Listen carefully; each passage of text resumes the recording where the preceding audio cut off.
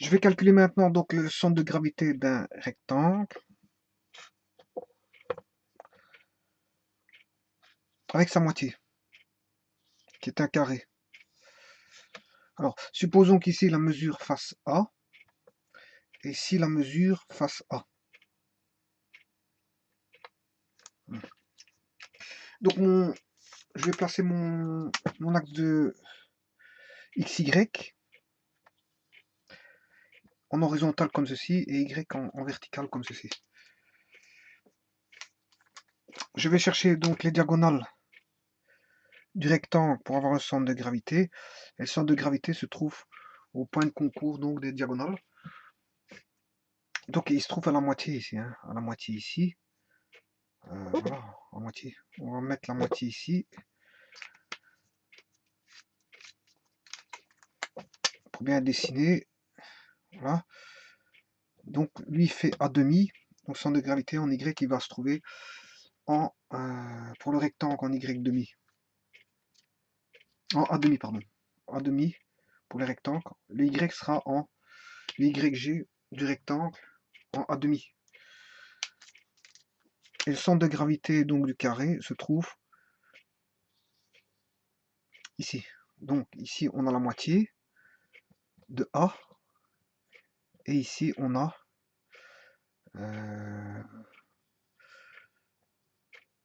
c'est comme si on avait divisé en 1, 2, 3, 4 parties égales. Donc là on a un quart de A. On va calculer tout ça. On va calculer tout ça. Donc c'est une composition et non pas une décomposition. On avait fait une figure auparavant qui était un carré donc brisé par un triangle. Et là, il fallait faire des soustractions. Bah, ici, on voit bien qu'on aura des additions parce que c'est une composition. On additionne deux figures. Un rectangle avec sa moitié qui est un carré ici. Bah, donc on va chercher la surface du rectangle, S1, et la surface du carré, S2. La surface du rectangle, c'est donc longueur fois largeur, donc c'est A.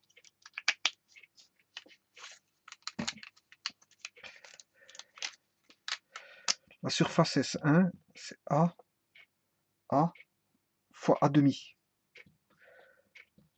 Ce qui fait A carré sur 4 pour la surface S1. La surface S2 ici du carré, c'est A demi fois A demi. Ce qui fait A carré sur 4. Donc on voit bien que la surface ici est le double de la surface ici, ce qui est juste. Hein. A carré sur 2 est bien le double de A carré sur 4. Parce que comme ceci, on a divisé par 2. Donc comme ceci, on a fait x 2. Donc on va calculer ça. Le XG, on est toujours avec les formes du plan. Donc on va calculer des surfaces. C'est la somme de XI, SI sur la somme de SI. Et le YG, c'est la somme de YI, SI sur la somme de SI. Et on vient de voir qu'on a A carré sur 4 plus A carré sur 2 pour la surface totale. Bon, c'est une composition, on additionne les deux surfaces. Voilà. En d'autres termes, A carré sur 4 plus A carré sur 2, c'est comme si on avait A carré, 1 quart, plus 1 demi, et 1 quart plus 1 demi, donc c'est 1 quart plus 2 quarts, ce qui fait 3 quarts.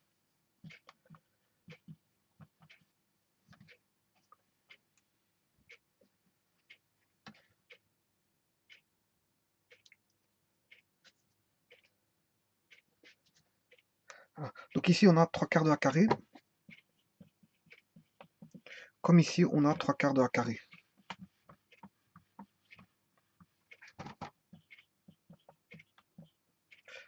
Voilà. Alors, la somme des xi. Bien, ici, on se trouve en... là, on a A demi. Donc là, on a A sur 4. A sur 4. A sur 4 fois la surface du rectangle qui est A carré sur 2. Je vais juste le rechercher ici. Surface du rectangle qui est S1. Et la deuxième, puisque c'est une composition, je vais faire un plus. En X, il se trouve en... Là, on a 1 quart, 1 demi, 3 quarts et 4 quarts. Donc on a en 3 quarts de 3 quarts de A. 3 quarts de A fois la surface du carré. A carré sur 4. Puisque la surface du carré c'est S2 et S2 vaut A carré sur 4. Bon, alors les surfaces je les connais. Hein. A carré sur 2 pour le rectangle, plus A carré sur 4 pour le carré. Voilà. Alors, centre de gravité du rectangle, il est en A demi. Et le centre de gravité du carré, en Y, il est en A carré sur 4. A sur 4, pardon. A sur 4. Voilà. Et il faut calculer ça. Avec ça, on devrait trouver les bonnes réponses. Tout d'abord, je vais faire une simplification des A carré. A carré, A carré, A carré, A carré, A carré, A carré.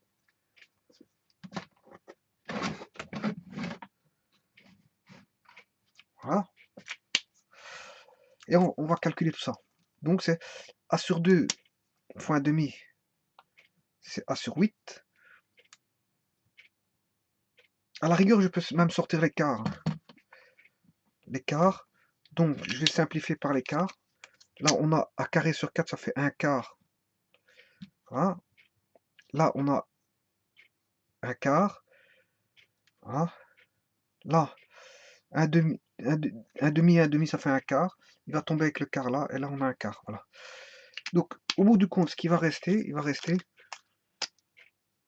A demi plus 3 quarts de A. Le tout sur 3. Puisque j'ai divisé tout par 1 quart. Le numérateur et le dénominateur. Ici, il va rester A plus A sur 4, le tout sur 3. Voilà. On va calculer ça. Je vais sortir le A.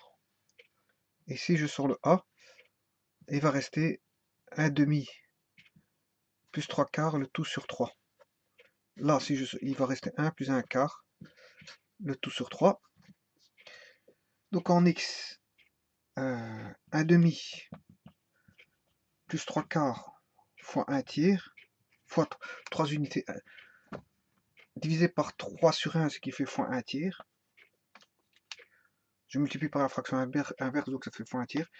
1 demi en quart, c'est 2 quarts, plus 3 quarts, le tout fois 1 tiers, ce qui fait 5 quarts fois 1 tiers, ce qui fait 5 douzièmes. Donc le centre de gravité, apparemment, il se retrouvait en 5 douzièmes de A. 5A sur 12. Voilà. Maintenant pour le Y. Pour le Y, 1 plus 1 quart. 1 plus 1 quart fois 1 tiers égale. Donc 4 quarts plus 1 quart fois 1 tiers, ce qui fait 5 quarts fois 1 tiers, ce qui fait 5 douzièmes de A.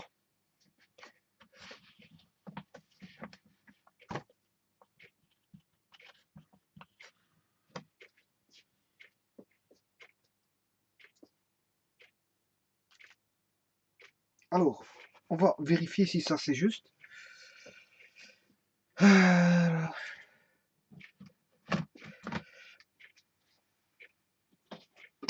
Effectivement, ça peut paraître juste parce que le centre de gravité se situerait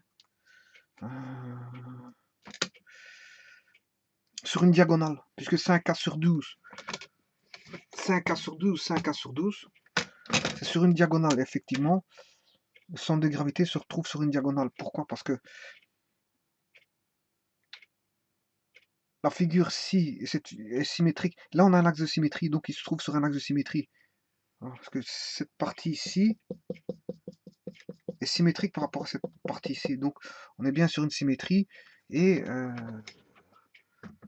l'axe de symétrie serait sur une diagonale. Et bien, 5A sur 12, 5A sur 12, c'est bien sur une diagonale. Donc, c'est juste. Sans aucun problème.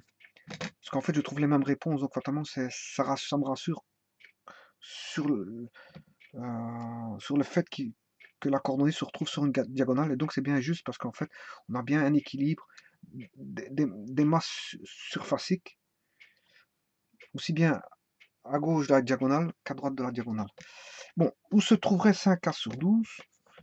5K sur 12, c'est environ, à première approximation, 6A sur 12, c'est-à-dire environ la moitié de A. Donc presque en A demi, on va dire. Si ceci fait A, là, centre de gravité est ici. Voilà. Un petit peu, on va dire, à 5K. Ici, on a A demi, A demi. 5K sur 12. Donc, on est un petit peu à l'intérieur. Voilà, 5K sur 12. C'est ici quelque part.